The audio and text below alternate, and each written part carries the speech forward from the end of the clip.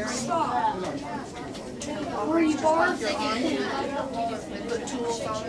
do the bark thing, Dad? Huh? Alright, ladies and gentlemen, before we listen What? to what the astronauts have to say about this area, I'm going to talk about one thing that we will not mention. If you look all the way to the left at the end of the building, you're going to see two oddly shaped vehicles, and you're probably thinking that Volkswagen made a new concept car. But no, this was actually destined to be the new lunar rovers for the Constellation program. We are not sure of the future of the Constellation program or whether NASA will make another program to utilize these cars, but like I said, they were destined to be the new lunar rovers.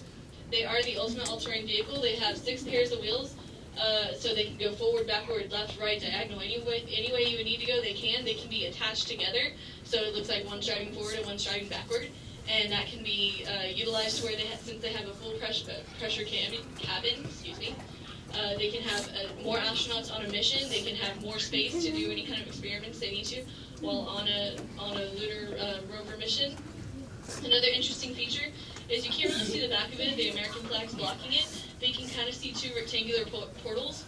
This is for 2 astronaut suits to be put there, and they will be connected to an airlock. And the beauty of this is that an astronaut can go and climb in, do a moonwalk, come back, go back in, and they will never get a speck of moon dust inside the vehicle at all. And this actually proved to be a problem during the Apollo missions, and it was nothing that was detrimental to the mission, but it was a hindrance and an annoyance to clean off all the lunar dust.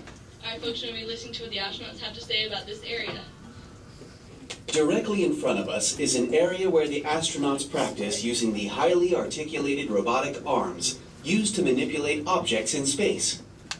It is equipped with a shoulder with a yaw, pitch, and roll, an elbow with a single degree of movement, and a wrist with a yaw, pitch, and roll as well. The Building 9 station robotic manipulator simulates how we do operations on board the International Space Station. And in order to do that on Earth with the gravity that we have here, we have to use either things like balloons filled with helium, or we use very lightweight equipment that this arm can push, and we usually use wheels or ways to slide it across the floor. So we can move the objects that are the same size that they'll be in outer space. We just can't move them in the same fashion, so we kind of have to trick the simulator to make it look like we do when we do it in space. I've spent numerous hours in training learning how to operate the space station arm. We have basic training to learn the basic concepts. We also go to Canada, who are the arm builders, and we spend a lot of time, a couple of weeks there, and all we do is study the robotic arm and work with it and play with it using simulations. Then we come back here to Houston and we even double that and triple that amount of training so that we really know what we're doing when we get into space. The large blue structure in the back and on the right is the docking simulator. It requires careful skill and training when docking something as large as the International Space Station and the shuttle orbiter. Whenever you see a spacecraft on TV, it looks as if it is just floating.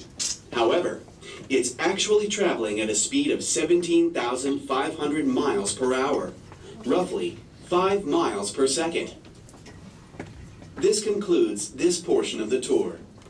Follow your tour guide down the stairs and back onto the tram to resume your tour of Johnson Space Center. Alright folks,